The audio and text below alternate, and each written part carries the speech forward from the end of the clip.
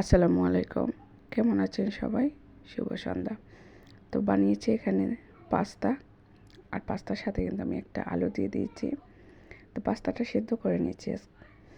প্রথমে সিদ্ধ করে তারপরে এখানে দেখেন আমি মশলা এখন কষিয়ে নিচ্ছি। মশলাটা দিয়েছি আমি পেঁয়াজ কুচি আর টমেটো কুচি। এখন টমেটোটাকে আমি সিদ্ধ করে নেব। আর এদিকে দেখেন আমার পাস্তাটা কিন্তু সিদ্ধ হয়ে গিয়েছে, আমি পানি ঝরিয়ে নিয়েছি।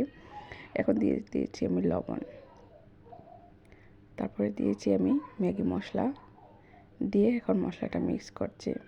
লবণ পরিমাণ মতো দিয়ে দিলাম, দিয়ে মশলাটা ভেজে তারপরে আমি আমার সিদ্ধ করে রাখা পাস্তাটা অ্যাড করে দিচ্ছি।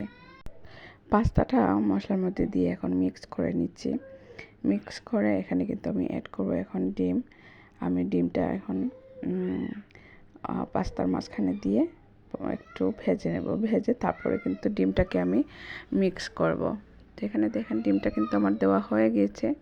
ডিম দিয়ে এখন আমি ডিমটাকে মিক্স করে নিচ্ছি পাস্তার সাথে একটু একটু করে।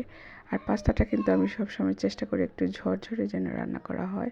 ঝরঝরে হলে কিন্তু ভালো লাগে খেতে।